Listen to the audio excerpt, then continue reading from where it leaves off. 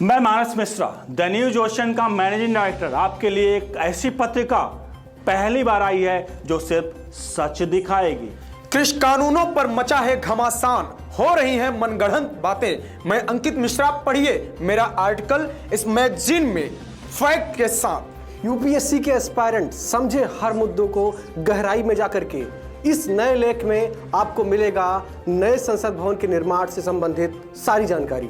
मैं विशाल यादव। अब तक आप लोगों ने हमें टीवी पे देखा, लेकिन अब हमारे लेख आपको दिखेंगे इस मैगजीन में। मैं Ranjit Prasad, reporter the news ocean. हम आपको दिखाएंगे किसान आंदोलन के बीच में जिहादी कांड। सब्सक्राइब करें द न्यूज ओशियन, खबरों का समंदर। Hello students, welcome to only UPSC. पिछला वाला जो वीडियो था उसमें हमने बजट के लगभग में आधे पार्ट को कवर कर लिया था। बजट जिन 6 स्तंभों पर टिका हुआ है उसके एक स्तंभ की मैंने बात कर ली थी आपसे, और इसमें कुछ बातें भी बाकी हैं। बाकी जो 5 स्तंभ है वो देखेंगे। शुरुआत में हमने बजट क्या होता है, उसका संविधान में क्या उसके बारे में कहा गया है, उन सब पर भी चर्चा की। तो जो स्टूडेंट्स पिछला वीडियो नहीं देखे हैं वो जाकर के देख लें, बहुत ही इंटरेस्टिंग है और बहुत सारे उसमें जानकारी हैं जो आपकी परीक्षाओं में आ सकती हैं। फैक्चुअल बहुत ज़्यादा है वो, और फैक्चुअल जानकारियाँ पूछी जाती हैं और खासकर बजट को ध्यान में रख के तो सवाल बनाए ही जाते हैं। ठीक है, चलिए आगे बात करते हैं। जो दूसरा स्तंभ है बजट का, भौतिक और वित्तीय पूंजी एवं अवसंरचना। ठीक है, ये दूसरा स्तंभ बनाया गया बजट का इस बार के। तो देखते हैं इसमें क्या है। देखिए, पूरा बजट तो मैं अगर यहाँ पढ़ने बैठ जाऊँगा तो आप भी भाग जाएंगे बोर होकर के। जो इसमें महत्वपूर्ण चीज़ें हैं उस पर आपको बात करनी है। यहाँ भी आप देख सकते हैं आत्मनिर्भर भारत उत्पादन से जुड़ी प्रोत्साहन योजना, यानी कि पूरा का पूरा जो फोकस है बजट का वो आत्मनिर्भर भारत को ही समर्पित है। इसलिए मैं कह रहा हूँ कि आत्मनिर्भर भारत से पक्का सवाल आने की संभावना है, आप किसी भी एग्जाम की तैयारी कर रहे हो। ठीक है, तो इसमें इन्होंने शुरुआत में भूमिका रखी कि 5 ट्रिलियन इकोनॉमी इंडिया की बनानी है, तो उसको कैसे वो मेंटेन करेंगे उसकी बात इन्होंने की। फिर कपड़ा व्यापार तो शुरुआत में आता है, जिस पर उन्होंने बताया। देख लेते हैं कि इसमें कपड़ा में क्या कहा। कपड़ा उद्योग को वैश्विक रूप से प्रतिस्पर्धी बनाने के लिए और सक्षम बनाने के लिए बड़े निवेश आकर्षित करने तथा रोजगार सृजन को तेज करने के लिए PLI योजना के अतिरिक्त मेगा निवेश टेक्सटाइल पार्क या मित्रा की एक योजना लॉन्च की जाएगी। यानी कि एक योजना ऐसी होगी जिसमें कपड़ा के जो है कपड़ा क्षेत्र में निवेश को बढ़ाने के लिए या रोजगार को उसमें बढ़ाने के लिए एक योजना लाया जाएगा जिसका नाम होगा मेगा निवेश टेक्सटाइल पार्क। ठीक है, इसके लिए एक योजना लॉन्च की जाएगी। इसकी बात बजट में की गई है। यह निर्यात में वैश्विक चैंपियन बनाने के लिए प्लग और प्ले सुविधाओं के साथ विश्व स्तरीय अवसंरचना सृजित करेगी। 3 वर्षों की अवधि में 60 टेक्सटाइल पार्क स्थापित किए जाएंगे। ये है फैक्ट। ठीक है, कितने? 7। ये 3 वर्ष का स्कीम होगा जिसके तहत 60 टेक्सटाइल पार्क स्थापित किए जाएंगे। ठीक है, अवसंरचना का मतलब होता है इंफ्रास्ट्रक्चर। ठीक है, तो इंफ्रास्ट्रक्चर के लिए जो बातें हैं उसमें ये PDF आपको पढ़ना पड़ेगा। इसमें जो महत्वपूर्ण बातें केवल मैं वही आपको बताऊंगा। ठीक है, थोड़ा सा पढ़ लेते हैं। राष्ट्रीय अवसंरचना पाइपलाइन यानी कि NIP, जिसकी मैंने सितंबर में घोषणा की थी, बता रही है कि जिसकी मैंने सितंबर में घोषणा की थी, भारत सरकार द्वारा अब तक शुरू की गई अपनी किस्म की ऐसी पहली योजना है जिसमें समूची सरकार को जुड़ना पड़ेगा। यानी कि गवर्नमेंट के अलग अलग जो मंत्रालय हैं, जो उनके विभाग हैं, उनको जोड़ना एक साथ में। ठीक है, NIP में 6,835 परियोजनाओं को एक साथ लॉन्च करने की परियोजना है। ये इस साल के पहले का 2019 का ही है, और उसको उन्होंने रेखांकित किया है कि किस प्रकार हमने अलग अलग मंत्रालय को जोड़ा, अलग अलग विभाग को जोड़ा और बहुत सारी परियोजनाओं को एक साथ लेकर के आए। देखिए, कई बार होता है इंडिया में चूँकि अलग अलग मंत्रालय, अलग अलग मिनिस्टर देख रहे होते हैं, सबकी मेंटालिटी अलग होती है काम करने की। कई बार ये समस्याएं खड़ी हो जाती हैं, कई बार कानूनी रूप से, कई बार व्यक्तिगत रूप से। तो ये ऐसी जो परियोजनाएं हैं जो एक साथ सबको ला करके काम करेंगी, ये विकास की गति को थोड़ा तीव्र करती हैं। ठीक है, अवसंरचना, वित्त पोषण, विकास, वित्तीय संस्थान। ठीक है, तो इसमें देख लेते हैं कि क्या है। अवसंरचना के लिए दीर्घकालिक ऋण वित्त पोषण अपेक्षित है। पेशेवर रूप से प्रबंधित विकास वित्तीय संस्था अवसंरचना वित्त पोषण के लिए एक प्रदाता, समर्थनकारी और उत्प्रेरक के रूप में कार्य करने के लिए आवश्यक है। तदनुसार मैं DFI स्थापित करने के लिए एक विधेयक पेश करूंगी। यानी कि उन्होंने बताया है कि DFI स्थापित करने के लिए एक विधेयक पेश किया जाएगा, यानी कि एक बिल लाया जाएगा। आसान भाषा में समझिए, एक बिल लाएंगी। मैंने इस संस्था की पूंजीकरण के लिए 20,000 करोड़ रुपए की धनराशि मुहैया की है। यानी कि अभी बिल नहीं आया है, उससे पहले ही एक राशि स्थापित कर दी गई 20,000 करोड़ की, जो इसमें खर्च किए जाएंगे। इरादा यह है कि इस DFI के लिए 3 वर्षों के समय में कम से कम 5 लाख करोड़ रुपए का उधारी पोर्टफोलियो हो। ठीक है, तो ये डेटा आप जरूर याद रखेंगे जो इसमें लिखा हुआ है। विदेशी पोर्टफोलियो निवेशक क्या होते हैं, अगर आपको ये नहीं पता है तो आपको विजिट करना चाहिए ओनली UPSC का प्लेलिस्ट। वहाँ पर जो इकोनॉमिक्स वाला सेक्शन है वहाँ पर आपको मिल जाएगा कि विदेशी पोर्टफोलियो निवेशक क्या होते हैं। मैंने बहुत डिटेल में इसको पढ़ाया है। ठीक है, विदेशी पोर्टफोलियो निवेशक द्वारा INBIT और REIT का ऋण वित्त पोषण संगत विधानों में उपयुक्त संशोधन करके पूरा किया जाएगा। इसमें INBIT और REIT के लिए वित्त की पहुंच और आसान होगी, जिसके फलस्वरूप अवसंरचना और स्थावर संपदा सेक्टरों के लिए निधियों में बढ़ोतरी होगी। यानी कि कुल मिलाकर के कहने का मतलब है कि जो विदेशी पोर्टफोलियो निवेशक हैं और उसके द्वारा जो ये INBIT है और REIT है, इसके वित्त पोषण को ये लोग बढ़ाने की बात कर रहे हैं। तो ये है पूरा पूंजी को लेकर के, इसमें एक अस्थि मुद्रीकरण है। ठीक है, अब प्रचलित इसमें अस्थि मुद्रीकरण में बता रहे हैं कि प्रचलित हो रही सार्वजनिक अवसंरचना अस्थि था मुद्रीकरण नई अवसंरचना निर्माण के लिए अधिक महत्वपूर्ण वित्त पोषण विकल्प है। ठीक है, ये जो पूरा है ये अवसंरचना को समर्पित है। इसमें कुछ चीज़ें और हैं जो देख लेते हैं। ठीक है, जैसे ये भारतीय राष्ट्रीय राजमार्ग को लेकर के, यानी कि जितने भी अलग अलग सेक्टर हैं उसमें इंफ्रास्ट्रक्चर को लेकर के जो भी बजट है उसकी बात यहाँ पर की जा रही है। जो डेटा है उसको आप देख लेंगे। 5,000 करोड़ रुपए के अनुमानित उद्यम मूल्य के साथ प्रचलित हो रही 5 सड़कें NHI INBIT को अंतरित की जा रही है। इसी तरह 7,000 करोड़ रुपए मूल्य की ट्रांसमिशन अस्थियाँ PGCIL INBIT के लिए अंतरित की जाएंगी। ठीक है, तो ये डेटा है सड़क निर्माण को लेकर के। ठीक है, ये पूरा जो इंफ्रास्ट्रक्चर चाहे वो रेलवे का हो, चाहे सड़क का हो, या किसी विशेष क्षेत्र में इन्वेस्टमेंट का हो, उसकी बात है। ठीक है, आगे देखते हैं। पूंजीगत बजट में तीव्र वृद्धि। बजट 2020-21 में हमने पूंजीगत व्यय के लिए 4.12 लाख करोड़ रुपए प्रदान किए थे। यानी कि ये बता रही हैं हमारा यह प्रयास था कि संसाधनों की कमी के बावजूद हमें पूंजी पर अपेक्षाकृत अधिक व्यय करना चाहिए और हम वर्ष के अंत तक लगभग 4.39 लाख करोड़ रुपए खर्च करने की उम्मीद रखते हैं। ठीक है, यानी कि ये बता रही हैं कि पूरा खा कितना हमने उम्मीद किया था, कैसे उम्मीद रखते हैं। ठीक है, ये डेटा कोई बहुत ज़्यादा इंपॉर्टेंट नहीं है, इसमें बहुत इंपॉर्टेंट बात नहीं है, तो इसको आप स्किप कर सकते हैं। देखिए क्या है कि ये पूरा बजट बहुत लंबा है, इसमें हर चीज़ आपके लिए इंपॉर्टेंट नहीं है, लेकिन जो हाईलाइटेड है उनको एक बार देख लीजिए आप। जो आपको समझाने लायक मैं आपको समझा दूंगा, बाकी ये PDF भी आपको दे दूंगा और आप इसको आराम से पढ़ लेंगे अगर चाहेंगे तो, टाइम अगर हो आपके पास, क्योंकि पूरा पढ़ने का कोई मतलब नहीं है आपके लिए।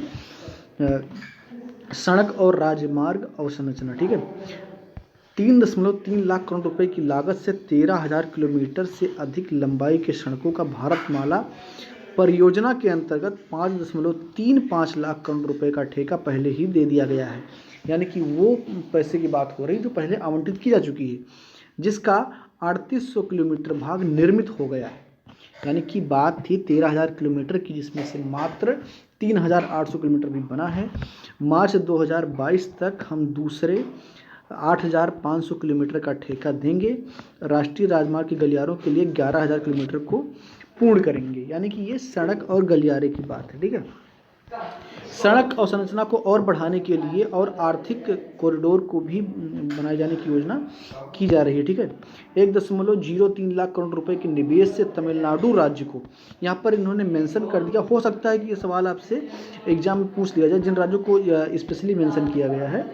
ठीक है, तमिलनाडु राज्य में 3500 किलोमीटर के राष्ट्रीय राजमार्ग के निर्माण कार्य में, इसमें से मदुरई से कोल्लम कॉरिडोर, चित्तूर थैचूर कॉरिडोर शामिल है। निर्माण कार्य आगामी वर्ष से प्रारंभ हो जाएगा और इसके लिए 1.03 लाख करोड़ रुपए आवंटित किए गए हैं। केरल में मुंबई कन्याकुमारी कॉरिडोर के लिए 600 किलोमीटर 65,000 करोड़ रुपए के निवेश से केरल राज्य में 1100 किलोमीटर राष्ट्रीय राजमार्ग का निर्माण किया जाएगा। ठीक है, और पश्चिम बंगाल के लिए भी स्पेशल है। इसमें मौजूदा सड़क कोलकाता सिलीगुड़ी के उन्नयन सहित 25,000 करोड़ रुपए की लागत से पश्चिम बंगाल राज्य में 675 किलोमीटर राजमार्ग का निर्माण कार्य किया जाएगा। यानी कि ये सड़क हैं जो अलग अलग स्टेट को विशेषता आवंटित की गई हैं। हो सकता है कहीं आपसे पूछ ले, ध्यान रखेंगे। हालांकि इसमें ये पॉलिटिकल ज़्यादा है और एकेडमिक कम लगता है। ठीक है, असम के लिए भी इन्होंने दिया है सड़क में। ठीक है, रेलवे और संरचना की बात कर लेते हैं। रेलवे में एक इम्पॉर्टेंट चीज़ है जो आपको ध्यान देना चाहिए, और वो इम्पॉर्टेंट बात ये है कि कहा गया है कि 2030 में जो है ये एक नई रेलवे नीति लेकर के आएंगे। ठीक है, भारतीय रेलवे ने भारत के लिए एक राष्ट्रीय रेल योजना 2030 तैयार की। इस योजना को 2030 तक भारत भविष्य के लिए तैयार रेलवे तंत्र सृजित करना है। ठीक है, तो ये एक स्पेशल चीज़ इसमें थी। बाकी जो रेलवे को बजट आवंटित किए गए हैं वो इसमें आप देख सकते हैं। विद्युतीकरण को लेकर के, यात्री सुविधा और सुरक्षा को लेकर के, ठीक है, और यात्रा को सुखद और बेहतर बनाने के लिए बहुत सारे बजट आवंटन किए गए हैं। ठीक है, यहाँ पर एक डेटा ये है जो आपको याद रखना है।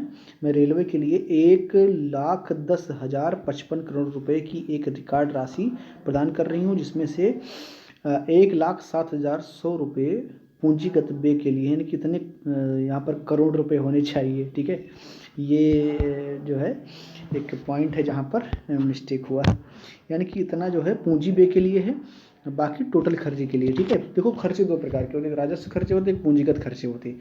राजस्व खर्चे वो होते हैं जो आप रोज़मर्रा की ज़िंदगी में करते हैं। एग्जाम्पल के लिए समझिए कि जैसे आप रोज़ का सब्जी दाल फलाना डिब्बा जो खरीदते हैं, दूध दही चना, ठीक है, ये आपके राजस्व खर्चे हैं। लेकिन जब आप घर बनाते हैं, आप छत लगाते हैं, तो वो आपके पूंजीगत खर्चे होते हैं। ठीक, तो ये पूंजीगत खर्चे और राजस्व खर्चे का अंतर हो गया। यानी कि अगर रेलवे डिपार्टमेंट कोई बड़ा प्लेटफॉर्म बना रही है, बड़े नए नए कोच बना रही है, तो वो पूंजीगत व्यय होता है।